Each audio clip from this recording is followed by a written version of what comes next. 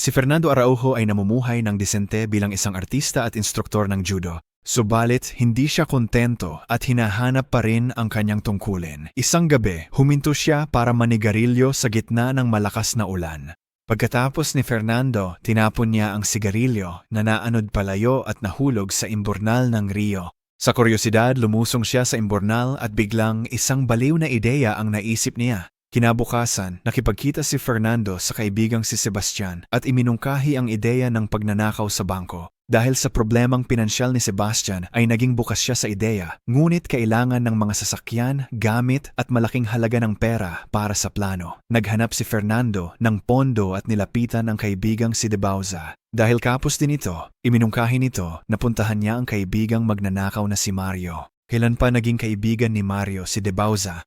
Ang eksena ay napunta kay Mario na nanloob sa opisina sa gabi at walang awang ninakawan ang isang kaha. Hindi siya nag-aalala sa buong pagsubok. Tanda na sanay na siya sa mga maliliit na pagnanakaw na tulad nito. Kinabukasan nagkita sina Fernando at Mario sa isang cafe upang ipaliwanag ang kanyang plano. Noong una ay ayaw ng magnanakaw pero napapayag siya sa pangakong ito na ang huling pagnanakaw na gagawin nila. Pagkatapos dinala siya ni Fernando sa bangko at sinukat ang lalim ng manhole gamit ang isang tape sa labas mismo nito. Dinala rin niya si Mario sa mga imburnal para hanapin ang ilalim ng tape. Matapos ang ilang kalkulasyon, inanunsyo ni Fernando na 18 metro na lang ang layo nila mula sa pagiging milyonaryo. Nagtipon sina Fernando, Mario at De Bauza para talakayin ang nakaw. Plano nilang magtunnel sa Pampang pero may mga motion sensor ang bawat silid. Sabi ni Fernando, hindi nakakakita ng galaw ang mga sensor kundi pagbabago lang sa temperatura. Kaya gumawa siya ng suit mula sa sleeping bag para itago ang init ng kanilang katawan. Ngayon ang problema ay di niya alam paano buksan ang vault ng bangko. Kaya kinabukasan, nag-imbestiga ang grupo. Kumuha ng mga litrato si Fernando sa parking lot sa likod ng bangko bago pumasok sa loob.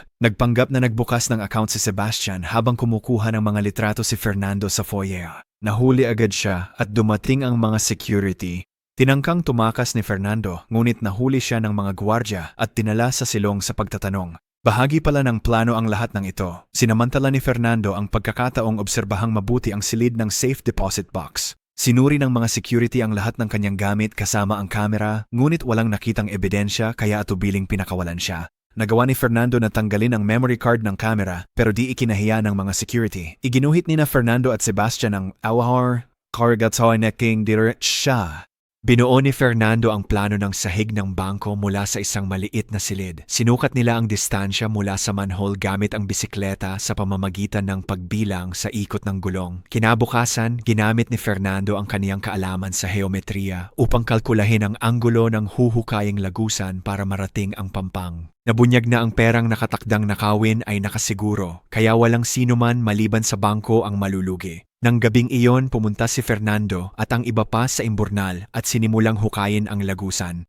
Kinabukasan, kumuha sila ng lalaking si Alberto para mag-asikaso ng sasakyan. Hindi pa rin makahanap ng paraan si Fernando at ang grupo para mabuksan ang 400 locker. Inisip nila ang blowtorch, ngunit aabutin ito ng 7 oras sa kabuuan. Kaya nagmungkahi si Fernando na umupa ng locker at pag-aralan itong mabuti mula sa ibang sangay ng bangko. Kinabukasan, pumunta si Mario sa ibang sangay nito at kumuha ng safety deposit box. Pinagmasdan niya ang kandado. Pagkatapos, ninakaw ni Mario at ng kasabwatang van at hinintay si Alberto sa labas. Maya-maya, nilapitan sila ng mga pulis. Nataranta ang dalawa sa takot, ngunit buti na lang at dumating sina Alberto at sinabi sa opisyal na sila ay magkaibigan. Pinagpatuloy nila ang paghuhukay hanggang sa isang araw ay gumuho ang butas. Binaliwala ni Fernando ang sirang drill pero ikinagalit ito ni Mario dahil sa laki ng kanyang puhunan.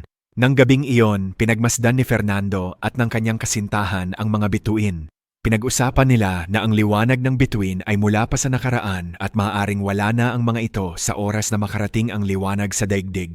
Nagbigay ito kay Fernando ng ideya at pumunta agad siya sa bahay ni Mario. Sinabi ni Fernando na nahanap na niya ang solusyon. Aniya, ligtas ang bangko bukas man o sarado. Ang bangko ay may seguridad laban sa pagnanakaw ng pera at mga protokol laban sa pagnanakaw sa tunnel. Gayunpaman, hindi nila maiwasan ang parehong mangyari ng sabay. Plano ni Fernando na pumasok sa harap ng bangko habang bukas ang safety vault para iwasan ang mga alarma. Iisipin ng mga pulis na sila ay maliliit na magnanakaw na ang tanging hangad ay kumita ng pera. Gusto ni Fernando na paniwalain ang lahat na plano nilang umalis sa pinto upang hindi maghinala ang mga pulis na may nakatakas sa tunnel. Tuwang-tuwa si Mario rito at gustong-gusto niya ang ideya. Nakuha mo lahat yan sa panunood ng mga bituin ba? Sa araw ng nakawan, nag-glue ang lahat ng daliri pampatago ng fingerprints. Pumasok si Sebastian sa imbornal para magtrabaho habang ang grupo ni Fernando ay pumasok sa bangko nang nakadisguise bago magmaskara.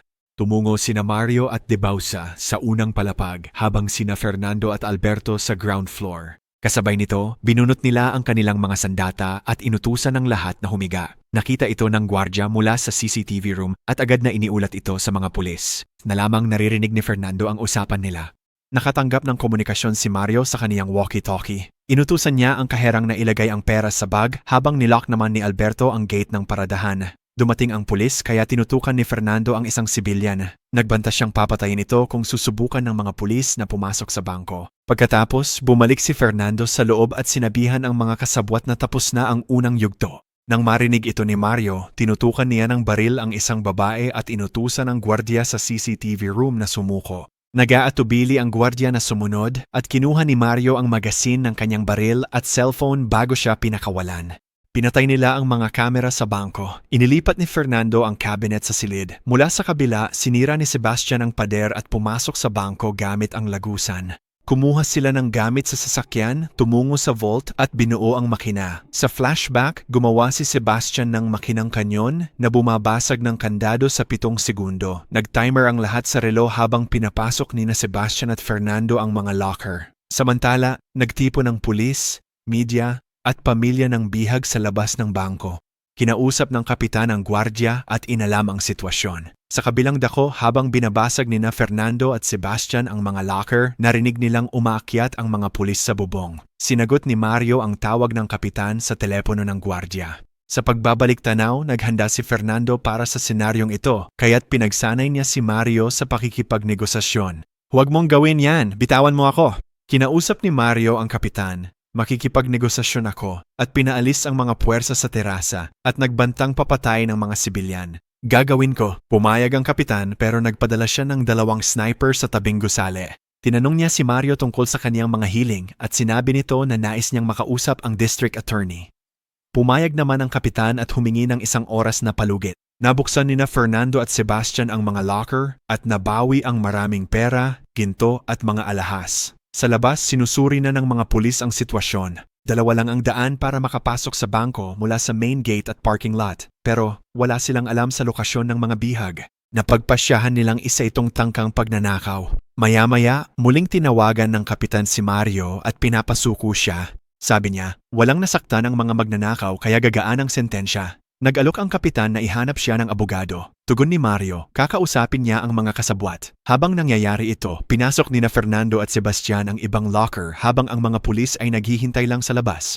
Maya-maya lang, tumunog ang telepono ng matandang bihag at nalaman niyang kaarawan niya ngayon. Maligayang kaarawan pero manahimik ka o papatayin kita." Binati ni Mario ang may kaarawan habang kumuha si De Bausa ng tsokolate sa isang bihag at ibinigay ito. Pinanood ng mga sniper ang pagdiriwang at pinalita sa kapitan na ikinagulat nito. Samantala, pinalaya ni Mario ang babaeng si Peach bilang regalo. Sumandal siya sa bintana at sinabi sa kapitan na 15 taon siya sa bilangguan at susuko lang kung titiyakin ng DA na mabibigyan siya ng magaan na sentensya. Dahil dito, pinatigil ng kapitan ang sniper at tumakas si Mario sa bintana. Lumabas na sinubukan lang niya kung babarilin siya ng mga pulis. Maya-maya, dumating ang DA at kinausap si Mario. Nakakagulat, inabuso siya ng huli at ayaw siyang kausapin. Pagkatapos ay hiniling ni Mario na kausapin na lang ang kanyang abogado. Gayunpaman, nang hingin ng kapitan ang numero, ibinigay ni Mario ang numero ng isang bihag. Pagkatapos ay pinalitan niya ang kanyang telepono at kinausap ang DA bilang peking abogado. Sa ganitong paraan, binibigyan niya ng oras ang mga kasama. Sumunod, ikinulong ni Mario ang mga bihag sa unang palapag habang si Fernando at ang iba pa ay dinala ang mga nakaw sa tunel. Pagkatapos ay pinatay ni Mario ang kanyang cellphone kaya nagduda ang kapitan kung seryoso talaga siya sa pagsuko. Napansin niya ang butas sa mansyon at nakitang nakahanap ng ibang paraan ang mga magnanakaw makatakas.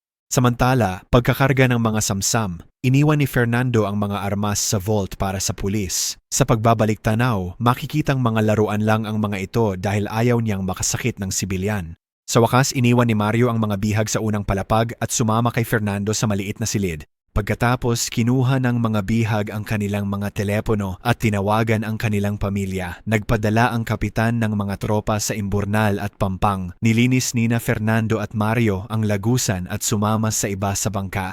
Sa isa pang pagbabalik-tanaw, inaasahan na rin ni Fernando na matutuklasan ng pulis ang Imburnal, kaya nagtayo sila ng dam para mapataas ang level ng tubig na magbibigay daan sa kanila na makapunta sa kabilang panig gamit ang bangkang demotor. Sa kabilang dako, narating ng kapitan ang silid at bungad ng tunel at doon ay may bombang nakaharang sa pasukan. Gayunpaman, natuklasan niyang ang bomba at mga armas ay peke. Sa kasamang palad, huli na ang lahat dahil nakatakas na ang mga magnanakaw. Samantala, tumakas si Fernando at ang kanyang grupo at sinira ang lahat ng kanilang gamit. Pagkatapos ay tumungo sila sa bahay ni Alberto at pinaghatian ang mga ninakaw. Ilang buwan na ang lumipas at tila nasisiyahan ang grupo sa kanilang pinakamasayang buhay. Ngunit isang araw, nahuli si Alberto ng kanyang asawa. Sa galit nito, isinumbong siya sa pulis na nagbunyag sa kanya bilang isa sa mga magnanakaw sa bangko. Walang puot ang impyerno, pare. Bilang resulta, isa-isang naaresto ang lahat ng mga magnanakaw. Di alam ni Alberto paano ito panatilihing nakazip. Muling nagmamadali ang pelikula pagkalipas ng 7 buwan. Lumaya si Fernando sa kulungan at sinalubong siya ni Mario sa kanyang marangyang kotse. Nabunyag na naghanda si Fernando sakaling sila ay mahuhuli. Iminungkahi niyang gumamit ng laruang sandata upang walang masaktan at gumaan ang parusa. Naitago ni na Fernando ang malaking bahagi ng nasamsam dahil walang record ang bangko sa mga pera at gamit sa safety deposit box. Nasa 25 members pera at alahas ang nasa mga locker, ngunit 1.5 million at 8 kilong alahas lang ang narecover ng pulis.